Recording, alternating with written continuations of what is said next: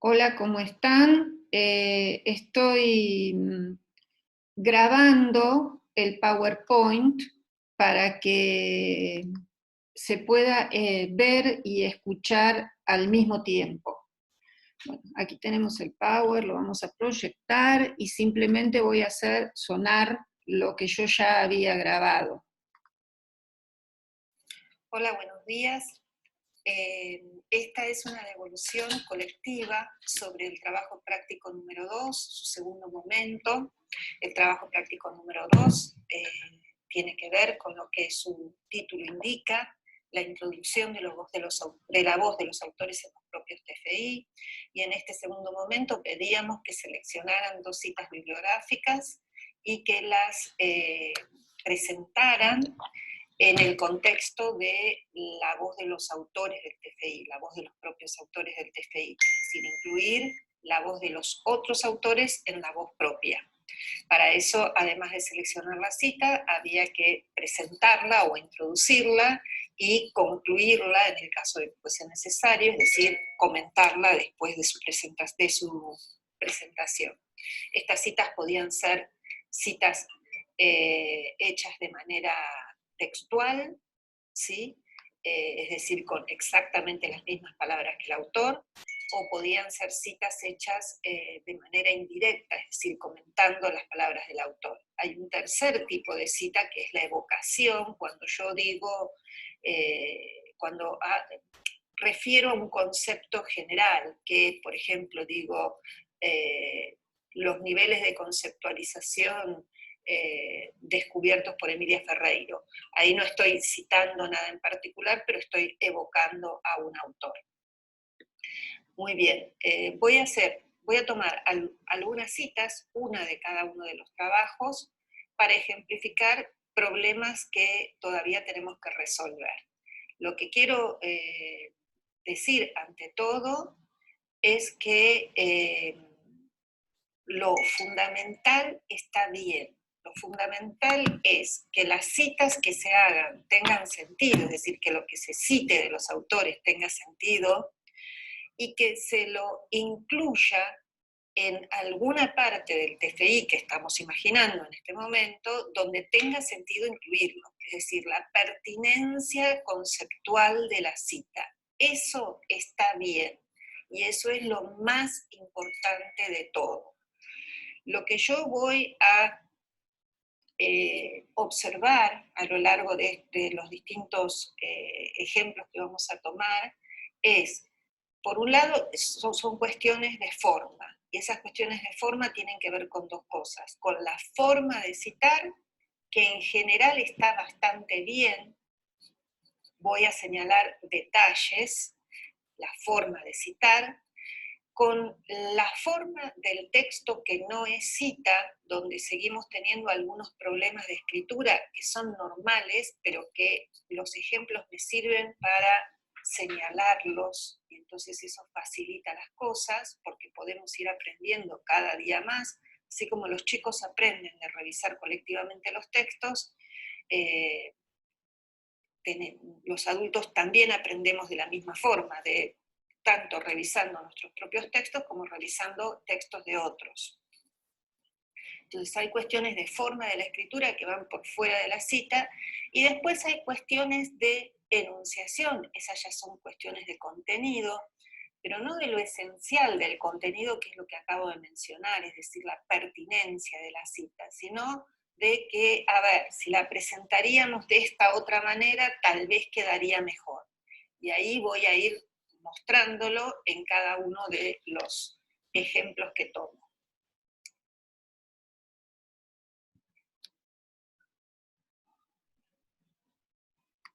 Les recuerdo que las cuestiones sobre la forma de citación, siempre que tengan dudas, y es conveniente que también antes de que entreguen el marco teórico también lo revisen. Hay un material disponible en la plataforma que es la guía para citas y referencias de publicaciones. Ahí tienen todas las orientaciones sobre dónde poner un punto, 2 puntos, coma, poner página, no poner página, etc. No obstante, todas las cuestiones formales yo las he incluido en esta devolución, todas las que he encontrado que deben ser corregidas, porque otras ya están, y en general están, faltan algunos detalles.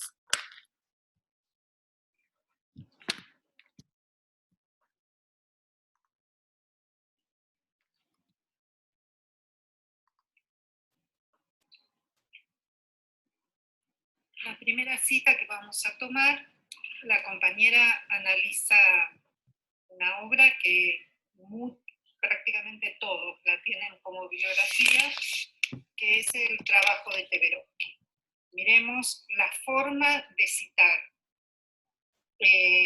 Autor, coma, inicial del nombre, punto, paréntesis, año, 1982, punto. Nombre del artículo o el capítulo o la ponencia, construcción de las escrituras a través de la interacción grupal. Con letra normal. A continuación viene el nombre del libro, Nuevas perspectivas sobre los procesos de lectura y escritura, o el nombre de la revista, Textos de didáctica de la lengua y la literatura. Una coma, la página de inicio y la página final de ese capítulo o de ese artículo, y en este caso yo le agregué, porque faltaba, lugar y editorial, México, siglo XXI.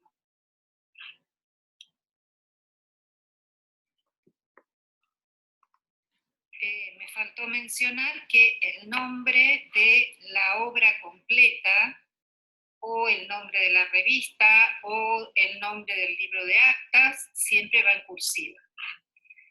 Notemos ahora, pasemos a lo siguiente. La compañera nos hace un comentario. Este texto, se refiere al texto de Teberovsky, presenta muchos fragmentos que entiendo podrían ser utilizados en la interpretación de resultados. Estamos de acuerdo. Debido a que por el momento en el que estamos aún no se llevó la propuesta al aula, no se incluye en el TP2, pero sí han sido seleccionados para otros momentos. Incluiría esta cita, la que vamos a leer a continuación, en el diseño de la metodología, ya que la considero base para pensar la misma y para organizarla valorizando la interacción entre pares. ¿Estamos de acuerdo? En el caso de que no corresponda realizar citas en el diseño metodológico, el azul es mío, considero que con otra introducción la cita podría ser incluida en el marco teórico, en el apartado 3, según el plan de texto. La situación a analizar, ya sea que al definir las variables y condiciones didácticas, esta cita puede fundamentar las condiciones didácticas clasificadas. Estamos de acuerdo en todo. El trabajo de Teberovsky puede ser, igual que cualquier cita bibliográfica, puede ser incluido en cualquier parte del TFI. En cualquier parte del TFI podemos incluir citas bibliográficas. Si ustedes releen las instrucciones para el trabajo práctico número 2, van a encontrar que esto lo dice. Es esperable que la mayor cantidad de citas las tengamos en el marco teórico,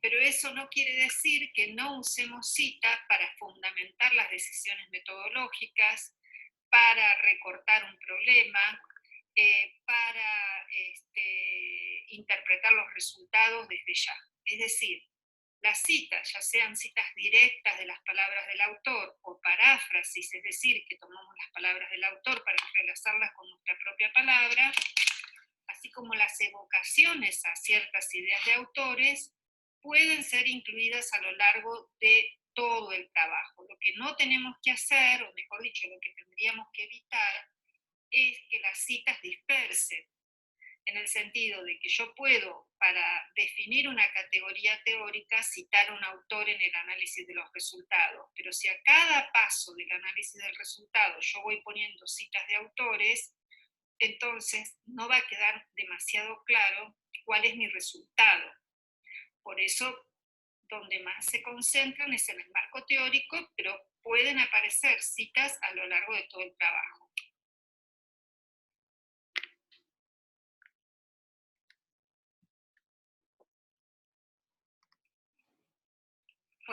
aquí tenemos el fragmento de dos fragmentos en realidad de Teberovsky que la compañera cita. Leamos primero globalmente qué dice. Dice, la siguiente secuencia es diseñada considerando la importancia de planificar diferentes situaciones de lectura y escritura, donde los niños puedan interactuar con el resto del grupo, ya que en palabras de Teberovsky, la interacción social es una situación privilegiada desde el punto de vista del desarrollo cognitivo. Nuestra opinión es, en síntesis, que una situación que permite y facilite la socialización de los conocimientos y las tareas puede ser un buen contexto de construcción de la escritura. Por este motivo, se privilegia la interacción entre pares al momento de escribir y de leer, confrontando, cuestionando y favoreciendo que en el aula se establezcan interacciones necesarias que favorezcan la construcción del conocimiento y que pongan a prueba las hipótesis a las que van llegando los niños. Ya que los conocimientos que adquieren los niños en situación de interacción no son transmitidos de uno a otro, sino construidos entre ellos mismos. Muy bien, tenemos los 3 párrafos, 2 tipos de cita, una cita textual de más de 40 palabras, que como tal está destacada en el texto, como lo hizo la compañera, y una cita dentro del párrafo, también textual, por lo tanto encomillada, pero que no está destacada en el texto porque tiene menos de 40 palabras.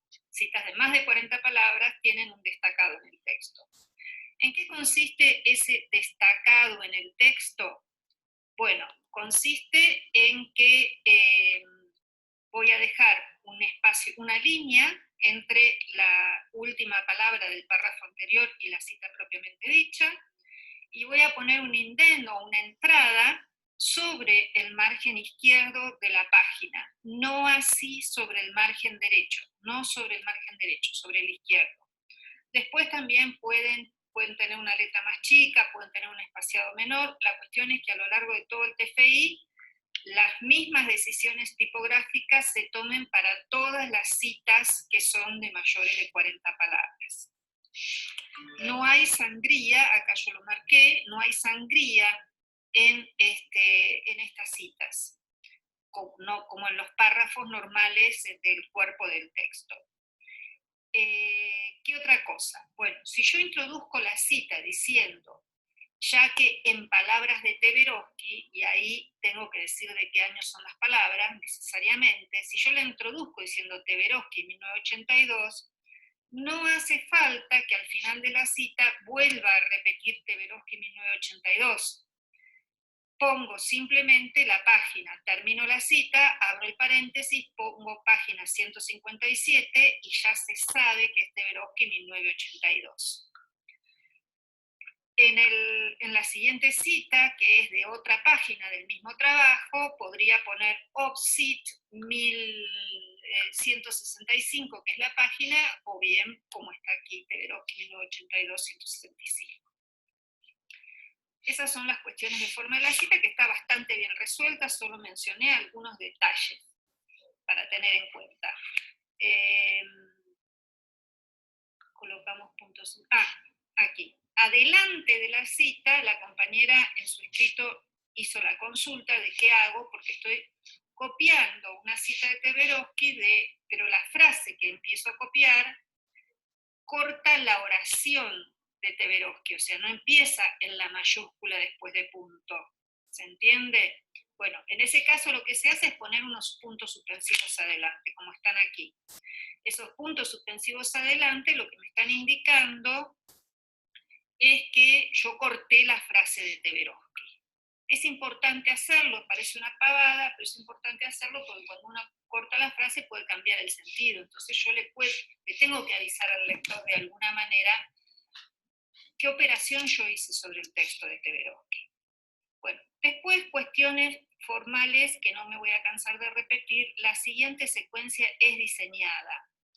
La siguiente secuencia, coma, no, porque no hay coma entre sujeto y predicado, lo vuelvo a repetir. Y las dos cuestiones que yo cambiaría en la enunciación del último párrafo, y ahí están marcadas, A ver, son más ahora de... son más de, sí, de contenido que de forma, y son de interpretación de la cita. En el aula las interacciones favorecen la situación de intercambio entre pares o la situación de escritura cuando hay intercambio, favorece interacciones, ¿de acuerdo? O favorece reflexiones, si no quieren repetir interacciones, pero no llevan necesariamente a que se produzcan conflictos, porque el aprendizaje no avanza solamente de la resolución de conflictos, a veces sí, pero no siempre.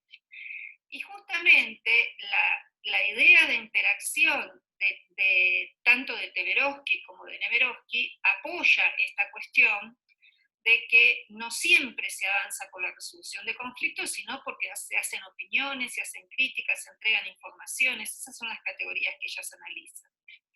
Y por lo tanto, yo no diría que es un andamiaje, sino que se favorece la construcción del conocimiento, porque el andamiaje es un tipo de interacción particular donde un sujeto más avanzado tracciona a un sujeto menos avanzado. Y la idea de estas autoras no es la de andamiaje, sino justamente que cualquier tipo de interacción puede traccionar, inclusive la del menos avanzado hacia el más avanzado. Pero ahí ya entramos en una cuestión de interpretación de la cita.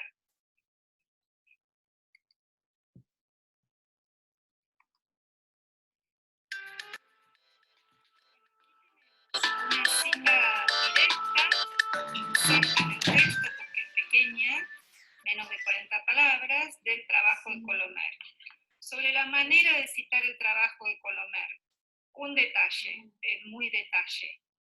Fíjense que lo que va en cursiva, en este caso, es el nombre de la diplomatura, como si fuesen los trabajos de los módulos, alfabetización en la unidad pedagógica. El nombre del trabajo va en letra normal. Cada uno de los módulos de una diplomatura o de una especialización o de la carrera que sea, cumpliría la función, digamos así, de capítulo de libro. No se guíen por cómo yo les mando muchas veces la bibliografía, porque yo las mando a las apuradas, no me fijo porque estamos en confianza, no me fijo demasiado. Lo importante cuando estamos en confianza es que la bibliografía tenga todos los datos, es decir, autor, año, lugar de edición, obra en la que está publicada, y no nos estamos fijando si la cursiva, si la mayúscula, si esto, si lo otro, si lo demás allá. Pero para el trabajo final del TFI sí hay que fijarse. Bueno, esta cita está muy bien en general, la voy leyendo y les voy comentando algunas cosas que señalé.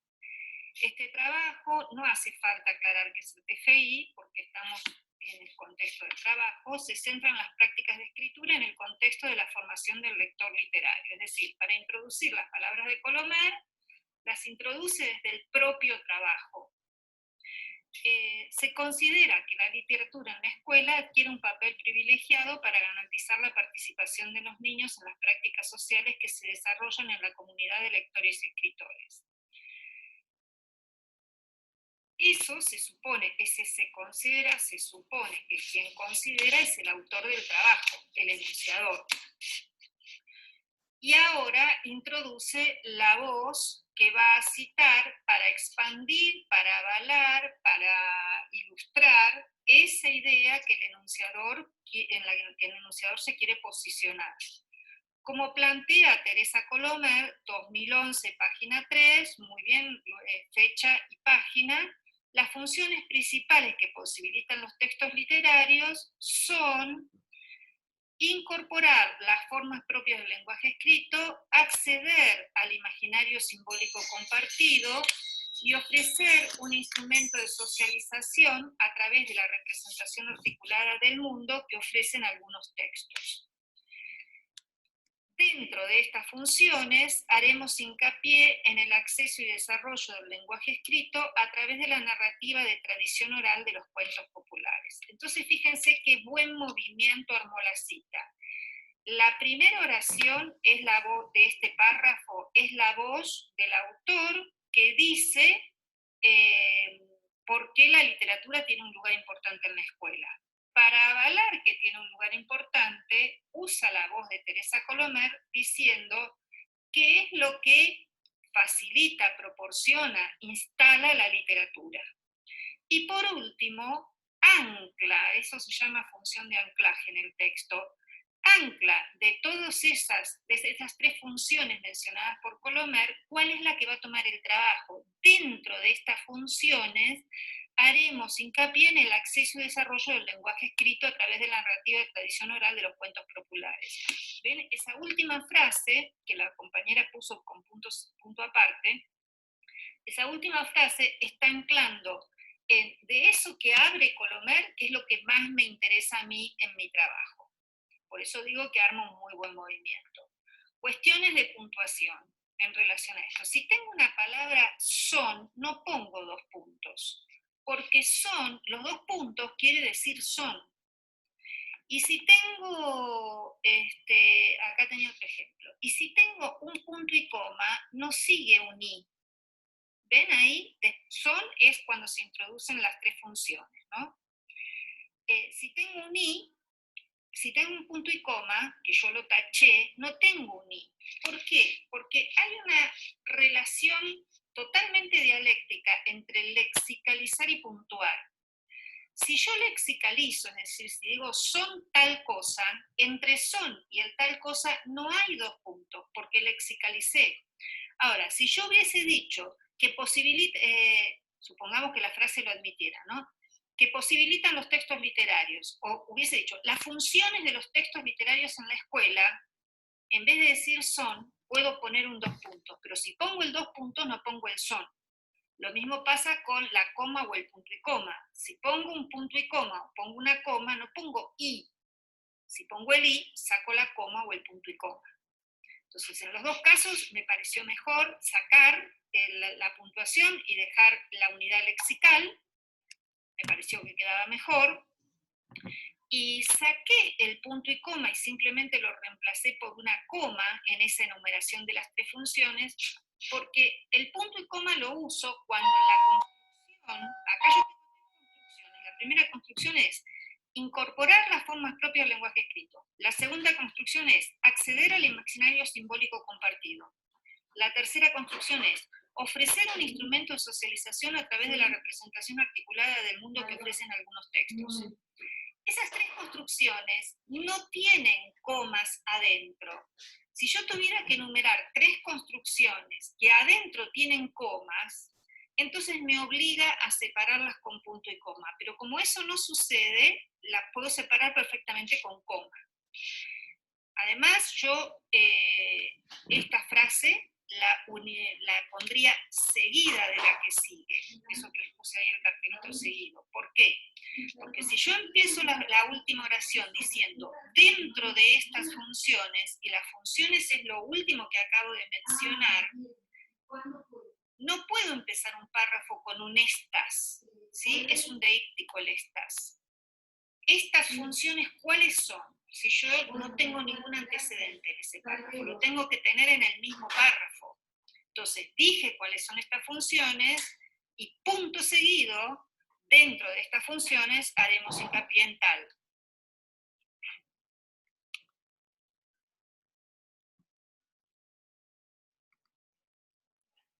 Bueno, aquí seguimos con el mismo trabajo de Colomer, y es el mismo grupo de compañeras y sigue el texto. Tenemos varias cuestiones. Son todas cuestiones microtextuales y son todas cuestiones de enunciación. No es que esté mal, yo de ninguna manera desaprobaría, si fuese yo la evaluadora, de ninguna manera desaprobaría un TFI por todo lo que les voy a decir. Lo que pasa es que me pongo a corregir y bueno, corrijo. Porque además yo creo que de ver estos problemas, tanto en textos propios como en textos ajenos, uno va aprendiendo y cada vez va saliendo mejor. Y mi intención es que salga lo mejor posible, pero no se traumaticen porque no estoy pensando que esto está mal de ninguna manera. Está muy bien y podría estar mucho mejor aún. Entonces, vengo hablando de Colomer, no cambié de obra, no necesito poner la fecha, porque no cambié de obra. Ya saben que todo lo que podamos achicar, lo achicamos. Atención, señoras y señores. Dice, Colomer recoge y ejemplifica distintas clasificaciones, características y funciones de los cuentos populares desde diversas perspectivas según distintos autores. Excelente esa síntesis. Esa frase sintetiza el trabajo de Colomer, pero lo que no está excelente es cómo se citan los autores. Yo leí Prop, Bettelheim, dije Thompson, dije ok, y después leí a Arne. A Arne dije, a Arne no lo conozco. ¿Quién es Arne?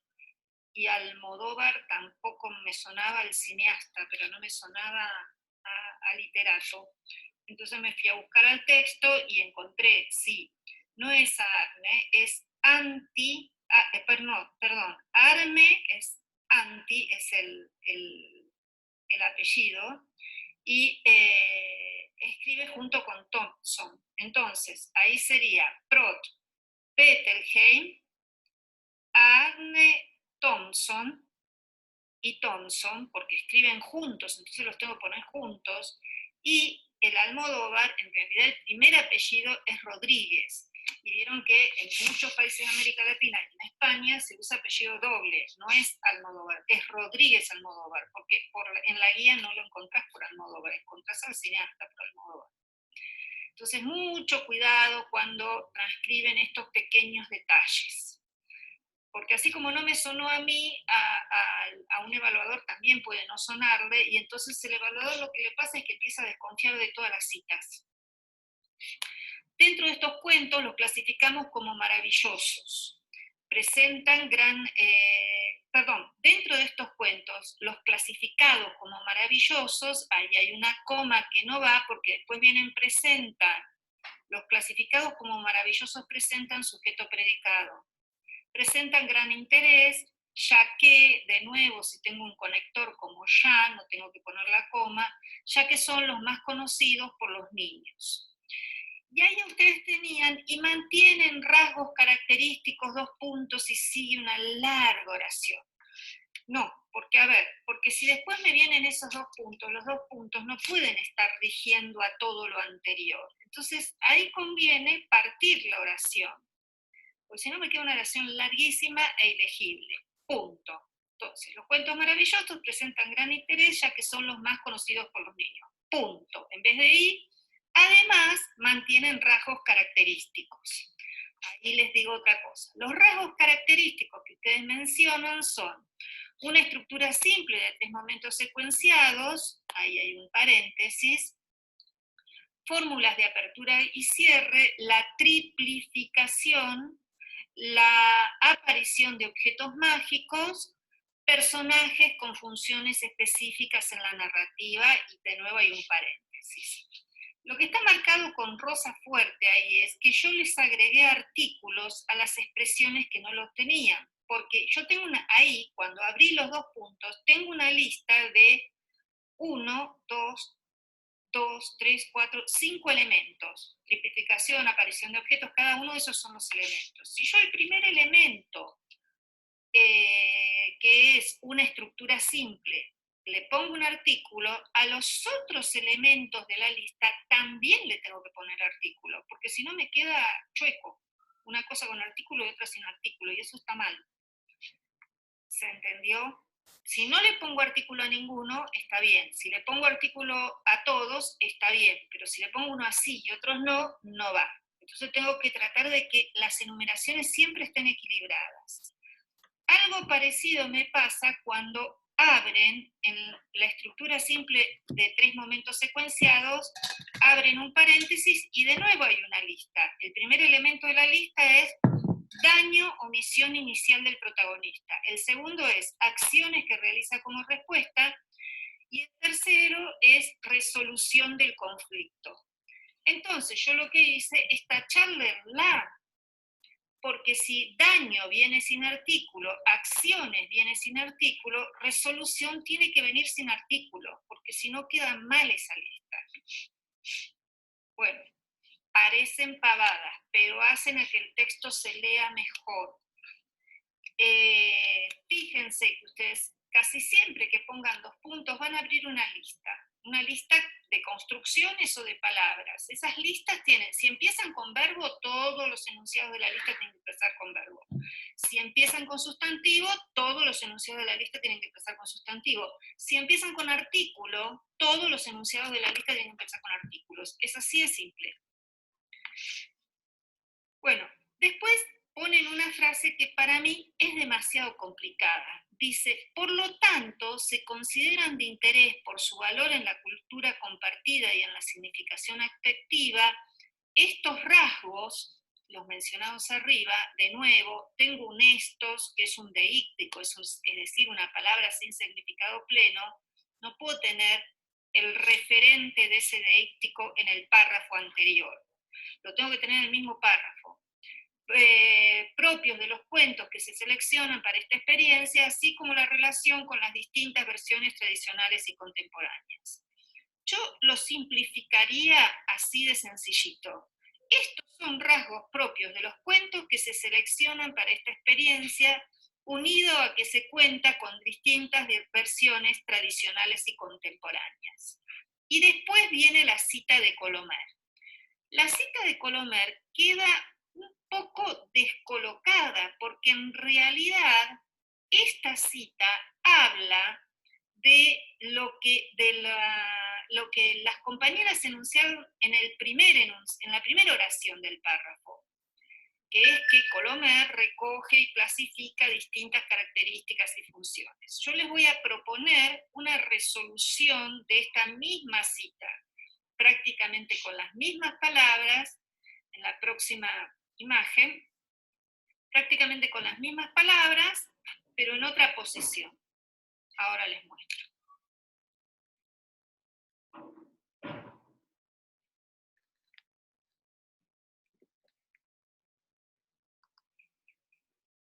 Yo creo que queda mejor si la presentamos de esta manera.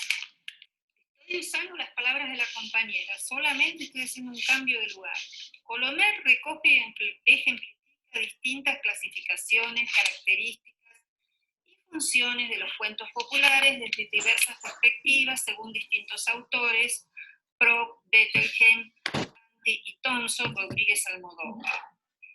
Adentrarse en la clasificación y características de la narrativa de tradición oral nos recuerdan a la importancia de este legado, desarrollado a lo largo de los siglos, para la formación de la competencia narrativa y literaria de las nuevas generaciones. Su descripción nos permite entender mejor este corpus que continúa, debería ser no continúa, porque es un corpus, nutriendo la literatura dirigida a la infancia. Por una parte, por sí mismo, en nuestras ediciones o versiones. Por otra parte, a causa de su gran influencia en las estructuras, motivos y juegos intertextuales de la literatura infantil y juvenil moderna. Colomer, 2011, página 23. Aclaración, ese error que señalé con amarillo es de Colomer, no de las compañeras. Pero, como es una cita textual, no se puede corregir. Se copia tal cual está. Y a continuación, las compañeras dicen algo que ya decían. Dentro de los cuentos, las clasificaciones como maravillosos, los clasificados como maravillosos presentan gran interés, ya que son los más conocidos por los niños. Además, mantienen rasgos característicos, una estructura simple de 3 momentos secuenciados, daño, omisión inicial del protagonista, acciones que realiza como respuesta, resolución del conflicto, las fórmulas de apertura y cierre, la triplicación, perdón, no triplificación, sino triplicación, la aparición de objetos mágicos, unos personajes con funciones específicas en la narrativa, héroes, agresor, víctima, auxiliar. Estos son rasgos propios de los cuentos que se seleccionan para esta experiencia, unido a que se cuenta con distintas versiones tradicionales y contemporáneas. Y en esa última frase lo que está haciendo alusión es a que también se los elige por una cuestión práctica.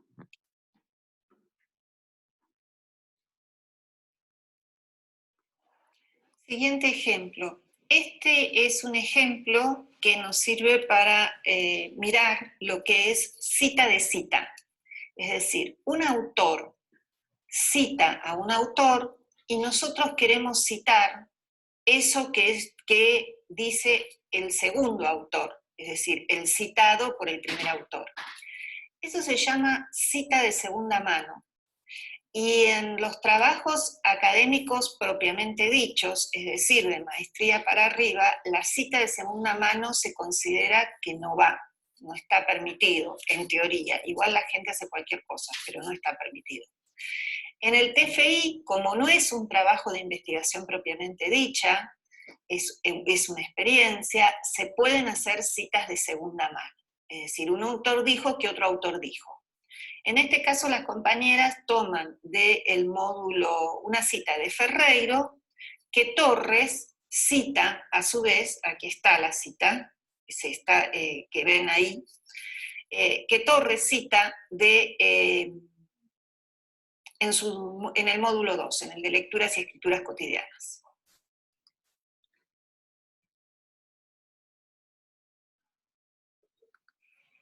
Vamos a leer la cita que hace Torres porque es importante para entender de qué manera las compañeras retoman parte de esta cita de Ferreiro, porque no la van a tomar íntegra, van a tomar parte. Entonces, lo que yo interpreto del autor es importante. El parágrafo se llama La literatura y la formación del lector y del escritor, y Torres dice, finalmente, si bien es importante conocer la evolución histórica de los cuentos maravillosos y su valor para ayudar a los niños a poner en palabras algunos de los temores más profundos y para favorecer la socialización, ustedes deben estar preguntándose también de qué modo la literatura favorece a los niños para que aprendan a leer y escribir. Y aparece ahí la cita de Ferreiro. Es decir, que esta cita de Ferreiro, Torres nos está avisando que habla, que es sobre cómo la literatura favorece aprender a leer y escribir. Y ahora sí, Ferreiro dice, son muchos los investigadores de diversos países que han puesto en evidencia la importancia para el acceso de los niños a la lectura y escritura de adquisiciones de carácter variado, aparentemente disperso, que son exhibidas tempranamente por los niños que crecen rodeados de libros y lectores. 2 puntos. Diferenciar entre leer y comentar las imágenes de un libro, punto y coma. Reconocer el modo de organización del espacio gráfico, en particular la distinción entre lo que es dibujo y lo que no es, punto y coma. Reconocer el aspecto ordenado y lineal de las marcas escritas, así como su variedad interna, punto y coma. Saber que las marcas escritas tienen una propiedad particular, provocan una forma especial de lengua oral que difiere sensiblemente de la comunicación cara a cara propia de la conversación. Punto y coma. Saber algo acerca del valor social atribuido a la escritura a través de actos sociales que hacen inteligibles, aunque de manera embrionaria, alguna de las funciones de la escritura en el mundo contemporáneo, ampliación de la memoria y transmisión a distancia. Ferreiro, 1997. Muy bien. Entonces, Ferreiro primero dice que son muchos los investigadores que llegaron a la conclusión de que era importante para el trabajo con los niños, para la alfabetización, y después enumera una serie de cuestiones que son consecuencia de esa inclusión temprana en la literatura. Esa parte de esa cita de Ferreiro es lo que las compañeras van a citar en su propio trabajo.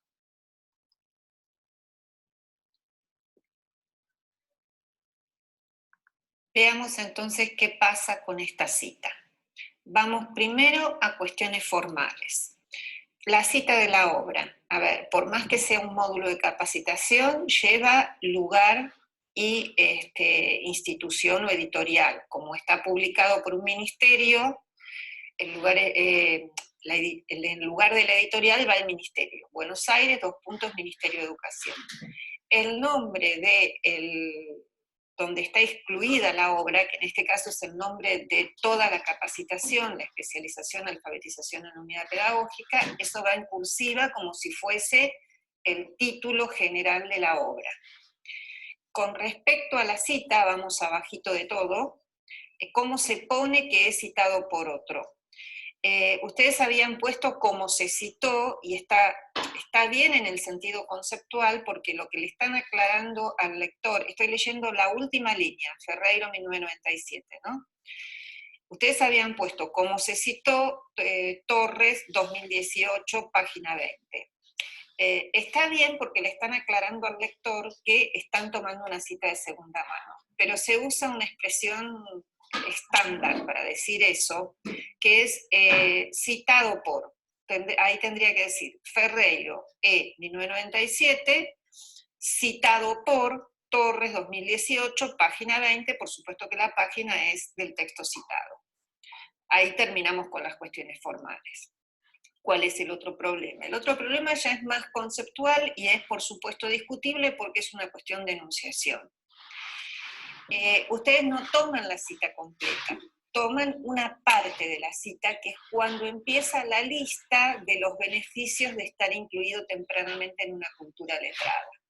¿Y cómo introducen eso? Bueno, miren, en el segundo párrafo está la introducción que hicieron las compañeras, y ellas ponen lo siguiente.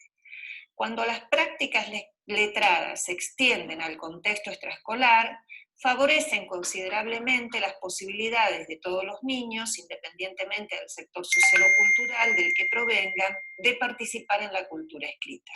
La inmersión temprana de los niños en el mundo alfabetizado posibilita, y viene la lista. Desde el punto de vista formal del texto no tengo ninguna objeción. La frase está bien construida, sintácticamente está perfecta, la puntuación está perfecta, no hay problema. La frase en gris, que es la que me trae problemas, digamos. Lo que me parece es que no dice algo claro, porque vamos a releerla para ver qué dice. Dice que cuando las prácticas letradas se extienden al contexto extraescolar, si se extienden al contexto extraescolar, ¿desde dónde se extienden? Pareciera que se extienden desde la escuela al contexto extraescolar. Yo sé que no es lo que quieren decir. Me queda claro lo que quieren decir, cuando ya están en el contexto extraescolar, pero la frase no dice eso. Parece que se extendieran desde la escuela hacia afuera, y es al revés.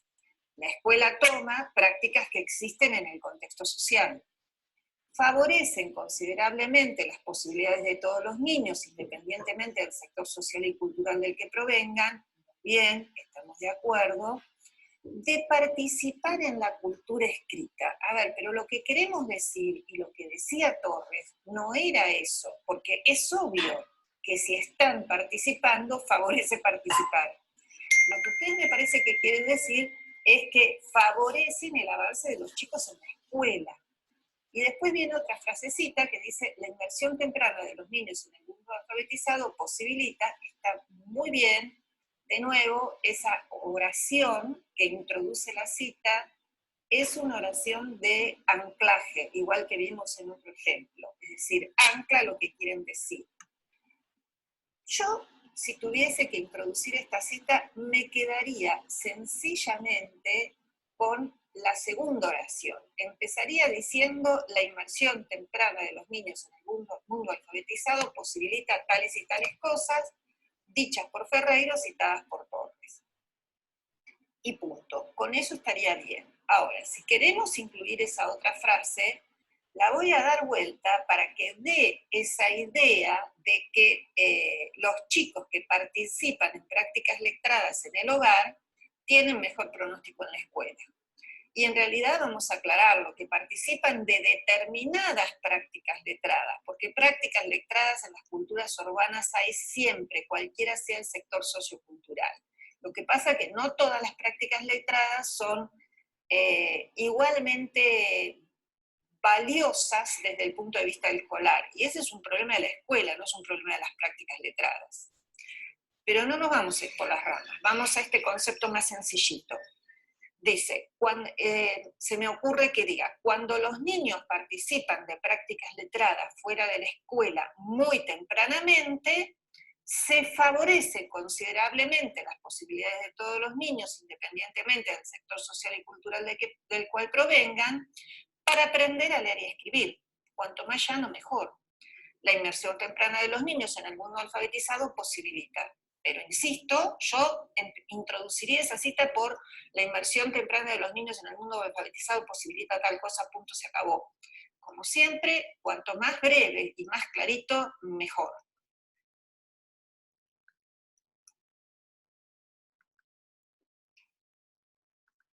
Bueno, aquí en este caso pasamos a otra cita donde por un lado tenemos un problema similar, cita de segunda mano, pero por otro lado tenemos un problema más difícil, porque en este caso la obra que se está citando, que es otro TFI, versa exactamente casi sobre lo mismo que van a trabajar las compañeras, por lo tanto, prácticamente todo lo que está en ese TFI sirve como marco teórico para el trabajo de las propias compañeras.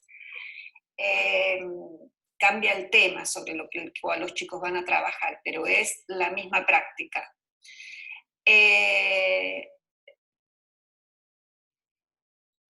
Aquí tendríamos que poner, mejor dicho, las compañeras dicen, la escuela procura darle un lugar sustancial a la escritura en la enseñanza de las ciencias. De acuerdo. Para eso van a tomar una cita de otro que está dentro del trabajo de Anastasio.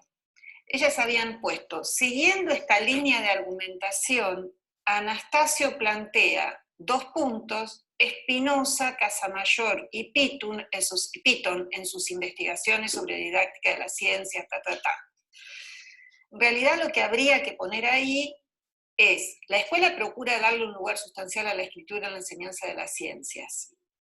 Anastasio, 2020, citando a Spinoza, Mayor y Pitton en sus investigaciones sobre didáctica de las ciencias naturales, refiere, ¿quién refiere? Anastasio, que situar tales y tales cosas, etc. Siempre la expresión es citando a. Entonces la construcción de la frase gira en torno a citando a, que dicen tal otra cosa. Por cierto, aquí falta la página.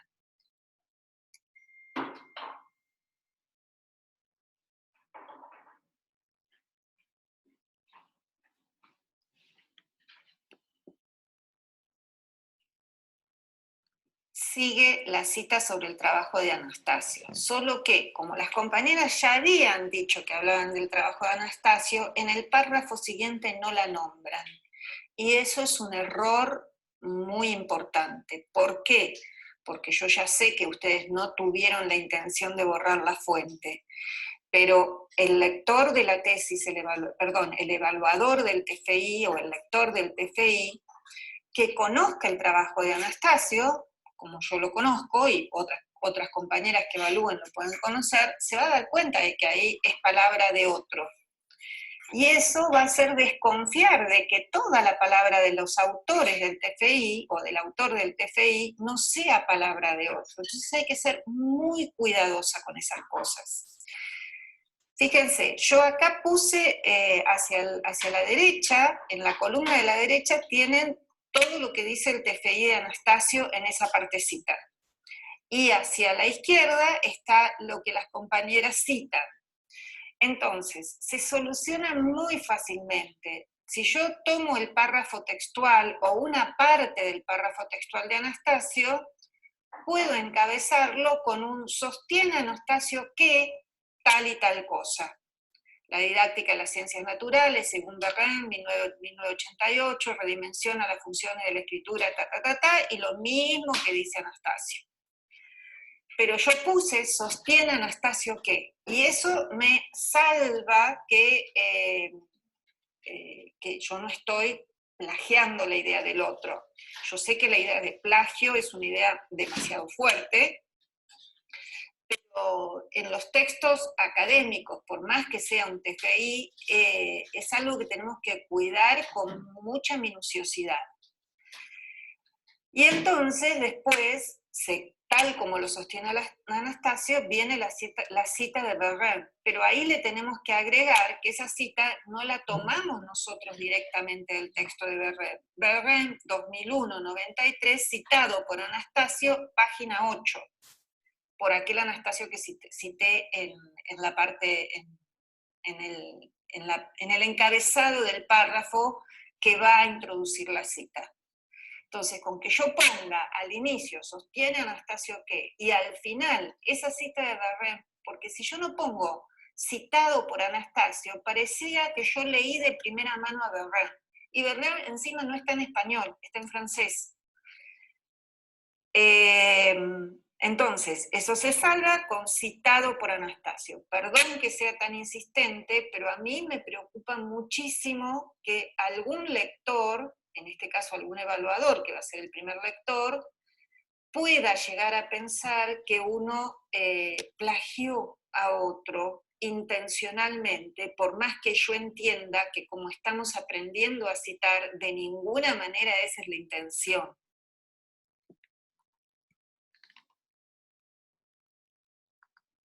Bueno, aquí tenemos una cita del texto de Vernon, que igual que el de Nemirovsky-Tversky sobre interacción, los de Nemirovsky-Tversky sobre interacción son textos que le sirven a todo el mundo prácticamente. La cita está bastante bien hecha, está bien hecha en realidad, por lo cual me parecía interesante analizarla. Los datos de la cita de Vernon están completos, así que nos vamos a saltear eso. Vamos al segundo párrafo, dice, en relación a los diferentes periodos de la adquisición de la escritura por los cuales atraviesan los niños, Vernon señala los siguientes. Taché ahí los siguientes 4, taché el 4 porque era innecesario. 2 puntos, escrituras presilábicas, escrituras silábicas sin valor sonoro convencional, escrituras silábicas con valor sonoro convencional y escrituras silábico-alfabéticas. En el texto que ustedes presentaban, iban a la descripción directamente del nivel, de uno de los niveles. Ahora, si yo describo uno de los niveles, tengo que describir cada uno de los niveles. Entonces yo agregué ahí ese puntito que dice se describen las escrituras presilábicas. Se supone que ahí viene la descripción de las escrituras presilábicas. Para después pasar no a uno de los niveles como estaba planteada a la cita, sino el siguiente nivel en el cual se encuentran, nos referimos a los niños de la muestra, da cuenta de niños con escrituras silábicas con valor sonoro convencional. En este periodo, y ahí viene la palabra de Vernon, se empiezan a hacer correspondencias sonoras en la escritura, primero tomando a la sílaba como referencia, es decir, a cada letra se hace corresponder una sílaba de la palabra oral, aunque en un principio cualquier letra sea capaz de representar a cualquier sílaba, como en O y E para perico o U, D, I para gusano. Vernon 2004, página 26. Lo que estoy diciendo es, está muy bien la cita que describe este nivel. Pero si nosotros vamos a describir el nivel, y que está muy bien describirlo, porque es la muestra que vamos a tomar, transita esos niveles, tenemos que describir cada uno de los niveles. Salvo que nosotros tomemos chicos de silábico en adelante, entonces vamos a describir los niveles de silábico en adelante. Pero está muy bien describirlo con el autor.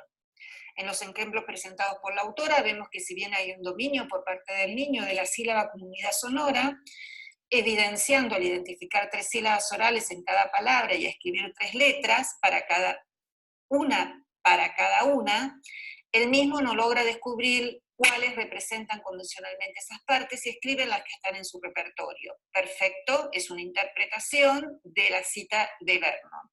En el grupo clase también se identificaron niños que se encuentran en el nivel siguiente, escrituras con valor sonoro convencional, los cuales sí logran hacer corresponder a cada unidad silábica oral una letra que es para ella y la representan en su escritura, y ahí vendría la cita del siguiente nivel en palabras de Vernon. Esto le sirve a todo el mundo, obviamente.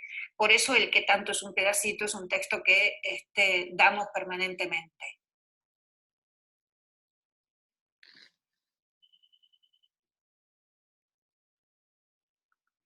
Bueno, nuestra última cita, volvemos a la literatura, este es del texto de Catalina Bardou.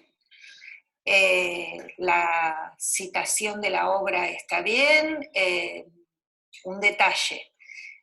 Las compañeras habían puesto acá, página 104, creo que es de donde sacaron la cita. Cuando se cita la obra completa, no dentro del texto donde citan el fragmento, ahí ponen la página, pero la cita completa de la obra lleva siempre página de inicio y página final, no solo la página donde sacaron el fragmento. Ahí en vez de poner en o directamente el nombre de la obra, ponen in, que es otra posibilidad.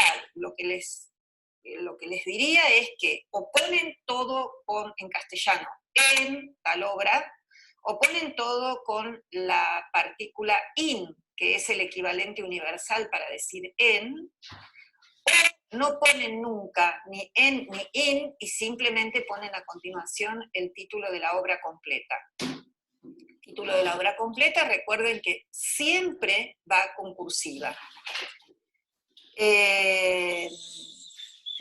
No me di cuenta que ahí en esa cita falta el lugar de edición, porque dice ediciones de la Universidad de Castilla-La Mancha. Entonces, nos tenemos que fijar dónde está esa editorial y poner la ciudad, ediciones de la Universidad de Castilla-La Mancha. Una forma de resolver más rápidamente eso es poner España, Universidad de Castilla-La Mancha, y listo. Lo mismo que en vez de Buenos Aires se puede poner Argentina, Bueno. Las compañeras dicen, esta parte podría ir dentro del marco teórico cuando se está fundamentando por qué se eligieron las hadas como personaje dentro de los cuentos clásicos. Estamos de acuerdo. La cita que eligieron para fundamentar por qué se eligieron las hadas es la siguiente. El hada como personificación de las fuerzas de la naturaleza aparece en culturas muy antiguas y hoy en día sigue presente. Son seres fantásticos con forma de mujer y dotados de poderes sobrenaturales que sostienen con los humanos relaciones tanto positivas como negativas. La cita está perfecta para fundamentar por qué se eligieron las hadas. Y si quieren, igual que creo que en un caso anterior, decimos, elegimos las hadas por estas razones culturales, lingüísticas y demás, y también porque contamos con ejemplares de cuentos con hadas adecuados para los pibes.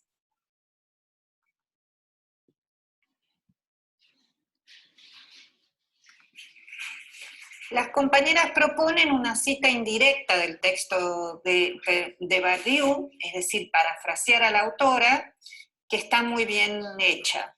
Dice, dentro de los cuentos tradicionales, uno de los personajes fantásticos que aparecen son las hadas. Bardou manifiesta que estas han sido personificadas con las diferentes fuerzas de la naturaleza y se manifiestan como seres fantásticos con forma de mujer y dotadas de poderes sobrenaturales que pueden sostener relaciones con los humanos, ya sean positivas como negativas.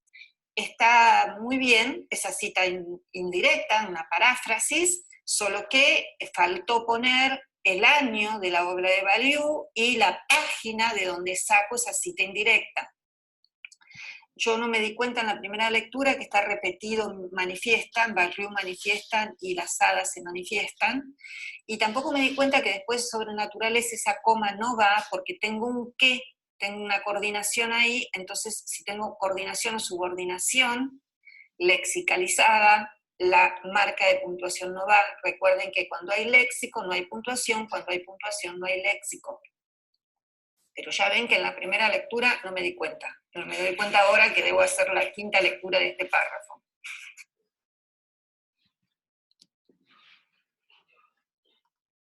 Y por último, les dejo otra posibilidad para citar este párrafo con una cita directa y al margen, porque tiene más de 40 palabras, que es una alternativa a la anterior. No quiere decir que lo anterior esté mal, lo anterior puede quedar como está, pero les doy un ejemplo de cómo quedaría como alternativa y cómo puedo seguir, porque toda cita tiene que ser introducida por la palabra, por la voz del autor del TFI.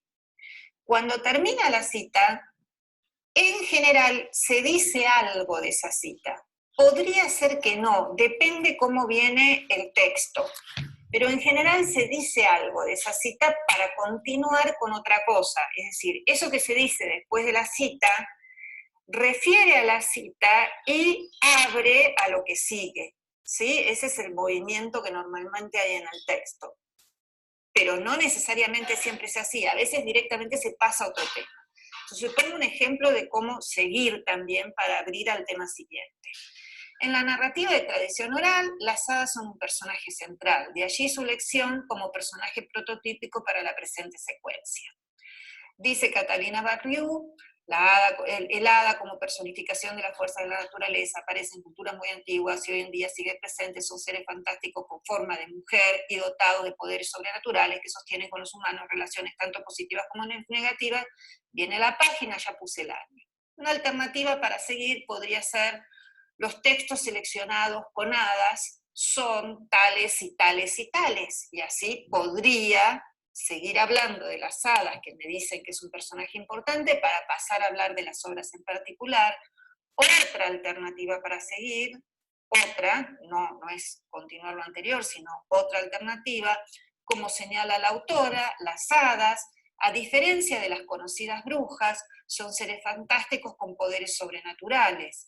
Los niños suelen tener una idea estereotipada donde las hadas son buenas y las brujas son malas, y entonces ahí podríamos decir trabajar con hadas, que de hecho es cierto, trabajar con hadas nos permite discutir con los niños esta idea estereotipada, desarmarla, abrir a otras interpretaciones, etc.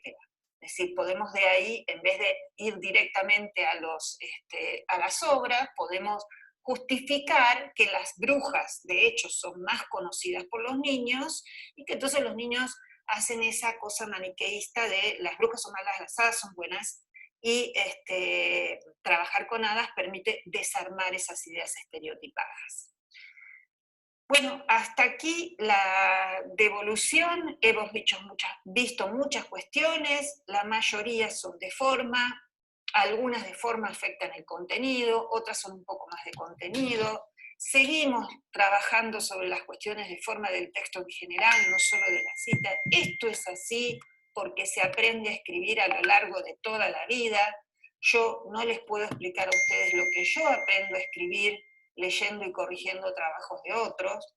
Creo que es de donde más aprendí a escribir, además de la escritura de la tesis, porque, por cierto, la escritura de un trabajo final de carrera es una experiencia inédita. Uno no escribe un trabajo tan largo muchas veces en la vida. Las tesis son las pocas veces que uno va a escribir un trabajo largo, salvo que uno sea autora de libros, ¿no? O autor de libros. Pero las personas que no publican libros, que no son escritores, como que no tienen el oficio de la escritura,